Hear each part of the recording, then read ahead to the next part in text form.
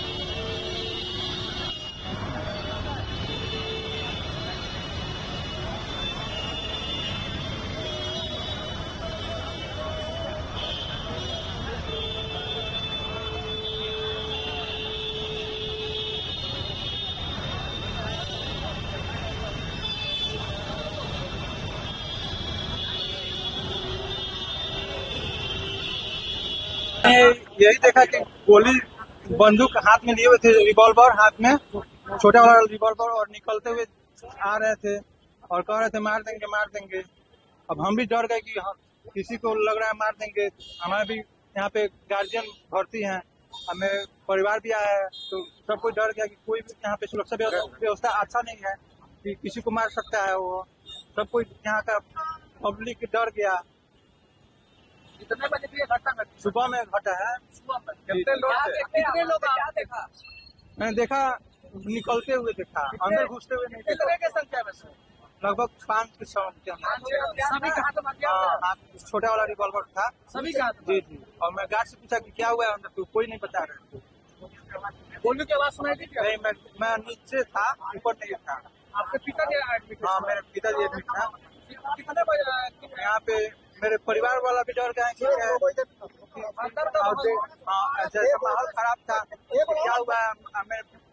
मेरे पिताजी से मिलने भी नहीं कोई दिए कि उस समय मैं जा रहा था देखने के लिए, तो नहीं जाने। आप लोग जा रहे थे तो सिक्योरिटी रोक रही थी? हाँ, अभी यहाँ पे ऐसा व्यवस्था है कि किसी का गार्जियन भर्ती रहता है तो उसके परिवार वालों को कोई जरूरी रहता है तो मिलने नहीं देते हैं। तो एक टाइम बना है कि उसी समय मिलना है। अच्छा, आप एक बात बताइए, जब अपराधी बाहर निकले थे तो हथियार लहराते हुए जा रहे थे? हथियार नीचे था, हाथ में था। बाइक कहाँ लगाए हुए थे लोग? वो बाहर निकले, पैदल ही चल रहे थे बाहर। हथियार लहराते हुए बाहर निकले हैं। हाँ। कितने अपराधी थे? लगभग 5 की संख्या में थे। क्या नाम आपका? मेरा नाम राजू कुशवाहा हुआ। आप क्यों है यहाँ पर? मेरे पिताजी यहाँ पे भर्ती हैं, एडमिट किए हैं। कितने बजे?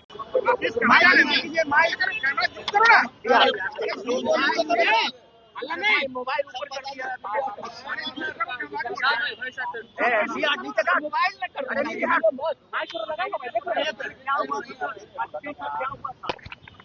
बक्सर जिला के एक दुर्दांत अपराधी चंदन मिश्रा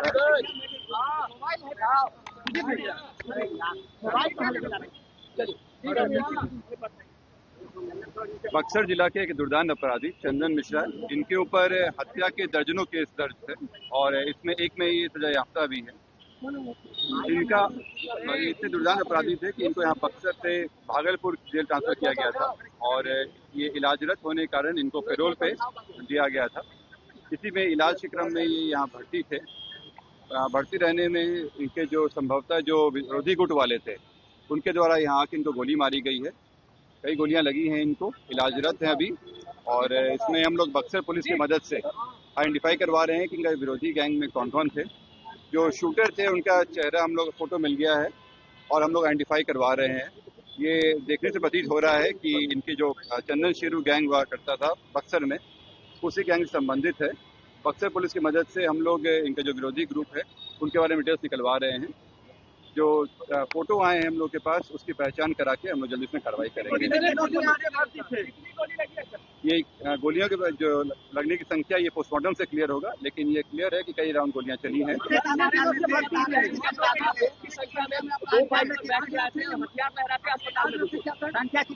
अभी जो सीसीटीवी फुटेज है उसके हम लोग अवलोकन करके इसमें पता कर रहे हैं। तो उनका 2 मोटरसाइकिल से लोग आए थे।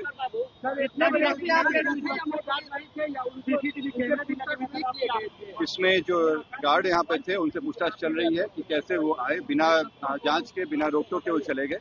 जो हॉस्पिटल के सुरक्षा है कि उनकी मिलीभगत है कि नहीं इसमें, और किस तरह की सुरक्षा व्यवस्था रखी जा रही है। अभी इलाजरत है। हॉस्पिटल से कुछ देर में डिक्लेरेशन आ जाएगा कि क्या स्थिति है। अस्पताल की ओर से पता चल रहा है मौत हो गई है। हॉस्पिटल से प्रॉपर डिक्लेरेशन आ जाएगा। अरे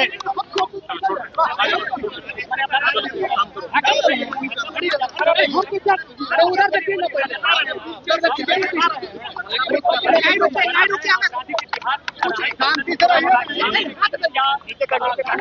आप आवाज थोड़ा शांति रखें। क्या घटना है? छोड़ को आने दो, कोई बात नहीं, बोलो मत, शांति रखोगे। क्या घटना है? ये अपराधी है, चंदन मिश्रा नाम है,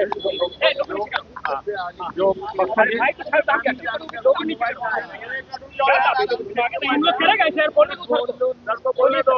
बक्सर जिला का बड़ा अपराधी रहा है चंदन मिश्रा, जो इस समय पे जेल से पैरोल पर आया हुआ था अपना इलाज कराने के लिए, और आपसी मनोरंजन गैंग के मामले में या विरोधी गैंग उनके द्वारा एक घटना कारित किया गया है।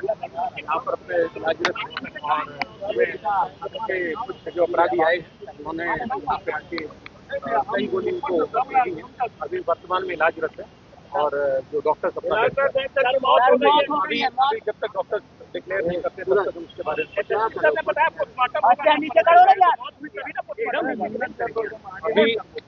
जब तक डॉक्टर डिक्लेयर नहीं करते तब तक इसके बारे में कह पाना संभव है।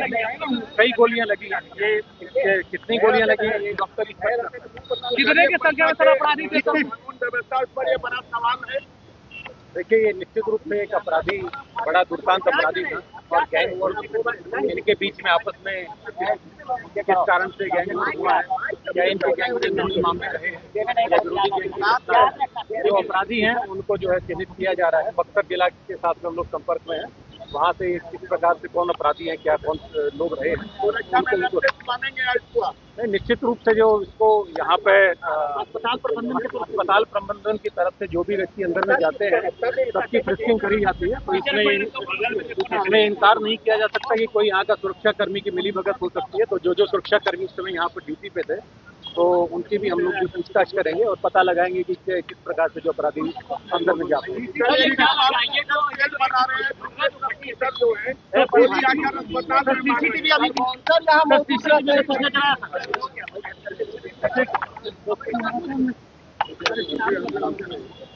बिहार में लगातार क्राइम बढ़ रहा है, आज भी 2 लोगों की हत्या हो गई है।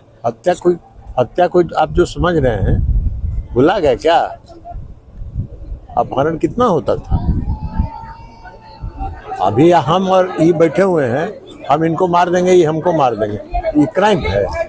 तो आपसी विवाद है, और आपसी विवाद के में घटनाएं होती हैं, हो सकती है कहीं भी दुनिया में किसी भी देश में होती है, लेकिन यहाँ कार्रवाई तुरंत होती है, गिरफ्तार होते हैं, घटना करने वाले लोग गिरफ्तार होते हैं। सर पटना में गोली लगी, पारस हॉस्पिटल में घुस के गोली मार दी। दानापुर में कर दे। देखिए, पारस हॉस्पिटल कोई सरकारी संस्था नहीं है, वो निजी संस्था है। वहाँ का क्या प्रतिबंध उन लोगों का रहा है उन लोगों को सोचना चाहिए।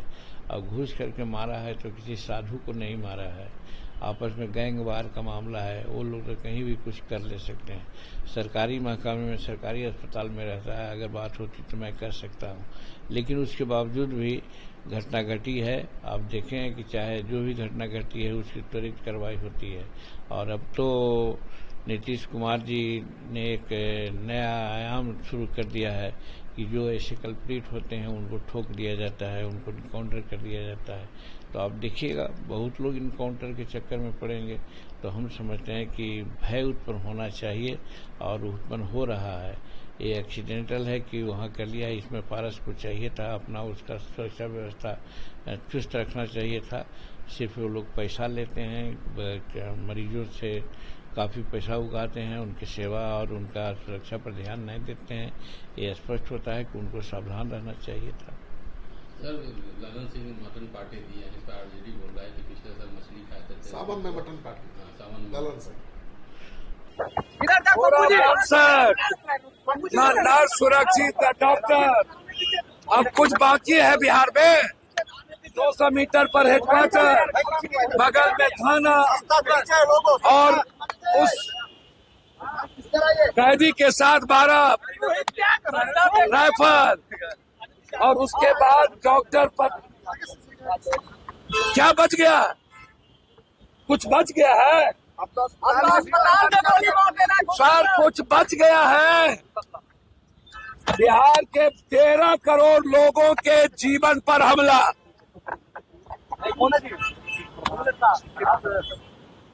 बस इन नेताओं का सिर्फ नेतागिरी बच गई है। ये लोग पैसे के बदौलत नेतागिरी करेंगे, फिनिश कर देना चाहिए। कब चलेगी की गोली? जाति के आधार पर अपराधी का चयन होता है, गलत इनकाउंटर करते हैं, गलत शूटर बताता है, और ये लोग शूटर को बचाते हैं। गैंगवार हो गई है, गैंगवार। कौन सा शासन? ये कोई शासन बचा है? अब भी कोई शासन है? बताया जा रहा है। ये लखीसराय में जाके ये माफिया राज खत्म कर रहे हैं। वो बोल रहा है माफिया। अरे माफिया को पालते हो और माफिया राज खत्म करते हो। नीतीश कुमार तो सरकार चला नहीं रहे। नीतीश कुमार तो लगभग सो चुके। अब ये सरकार चला रही है बीजेपी और हेडक्वार्टर के पदाधिकारी। अभी मैं गवर्नर हाउस आ रहा हूँ। गवर्नर साहब मुझे बुलाए हैं अभी तुरंत। मैं गवर्नर साहब से मांग करूंगा कि अब राष्ट्रपति शासन लगा दे। राष्ट्रपति शासन के जोगी तो अपने जात के क्रिमिनल को बचाता है। ये कौन मॉडल है? जोगी का मॉडल है पॉलिटिकल मॉडल। शूट आउट होनी चाहिए यहाँ। सर कोई अपराधी ना बचे, मिटा देना चाहिए और हेडक्वार्टर से सारे पदाधिकारी को हटाना चाहिए। हेडक्वार्टर को चुल्लू भर पानी में डूब के मर जाना चाहिए। मैं कह रहा हूँ अब राष्ट्रपति शासन, चूंकि नीतीश कुमार जी का शासन है नहीं, परोक्ष में बीजेपी का शासन है,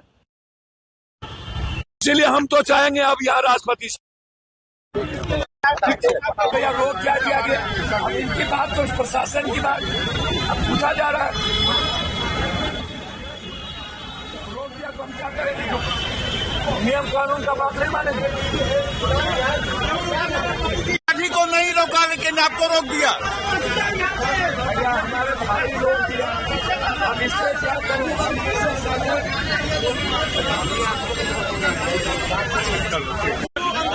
दिया जा रहा है। वेटिंग हॉल में जाना है। वहीं क्या है? अंदर में जाए, वेटिंग हॉल में जाना है। वेटिंग हॉल में जाएंगे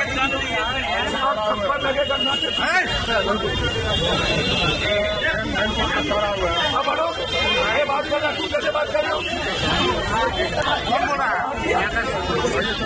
क्या बोला सुन?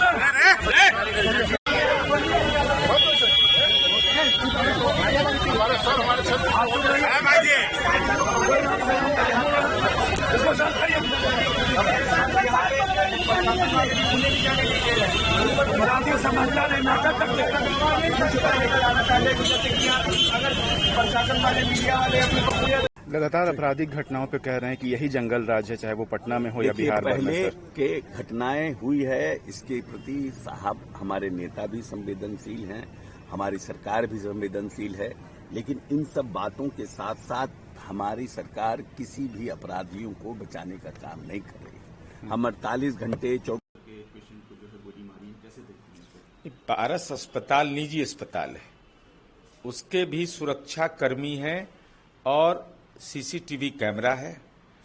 अब पुलिस अभिरक्षा में उनका इलाज चल रहा था। विभिन्न मामलों के अभियुक्त है जो जानकारी मिल रही है। अब इस संबंध में अद्यतन तो प्रशासन ही जानकारी दे पाएगा, लेकिन महत्वपूर्ण विषय यह है कि पुलिस अभिरक्षा में रहते हुए और पारस अस्पताल का निजी अस्पताल है जिसका अपना सिक्योरिटी गार्ड होता है, अपना सीसीटीवी फुटेज है, तो इन तमाम तथ्यों का पुलिस अवलोकन कर रही है, तो जो विधि सम्मत कार्रवाई सुनिश्चित होगा। लगातार कानून व्यवस्था पे सवाल उठ रहे हैं और ऐसी घटनाएं देखने को मिल रही है अपराध से जुड़ी हुई, चाहे वो आज की हो या बीते दिन। अच्छा, यह खबर नहीं है कि जो ब्लाइंड केस है, किसी का नाम नहीं रहता है, पुलिस उसका भी उद्भेदन करके निकाल देती है। कितना हाय तौबा मचाया गया जो पटना सिटी इलाके में हुआ, किस कारण से घटना हुई, इसके बाद तो लोगों की जुबान कैद हो गई। क्या क्या प्रचार किया गया था दुल्हिन बाजार की घटना के बारे में। दिन के 4 सवा 4 बजे बागीचा में यह काम हुआ था। ऐसा नहीं कि लोगों ने नहीं देखा होगा, लेकिन नाम भी देना नहीं चाहते थे, लेकिन पुलिस अपराधी तक पहुंच गई। तो यह पुलिसिया प्रणाली होता है कि अगर आप अज्ञात है, ब्लाइंड केस है, तो पुलिस की ड्यूटी है अपराधी को खोज निकालना।